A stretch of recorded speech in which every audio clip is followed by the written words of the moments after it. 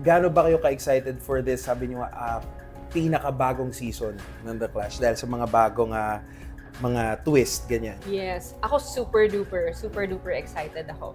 Tsaka pagka nakakarinig kasi tayo ng mga galing talaga, mas lalo nakaka-boost ng energy, diba? Tsaka mas nagiging intense yung mga labanan sa Clash Arena.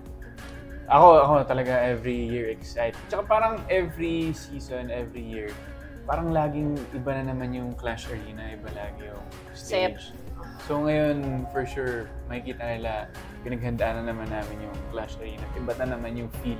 Para hindi nagiging komportable yung, alam mo yun, yung mga manonood at kung sino man yung mga Clashers na kasali na napanood na nila yung previous season. Iba rin kasi yung feel pag iba yung Clash Arena. So, excited ako na. Parang every season bago nga yung Clash Arena. Yes. No? Parang nag-evolve, nag-iba yung... Tulad nito, excited kami kasi dito ko gaya, dito ko.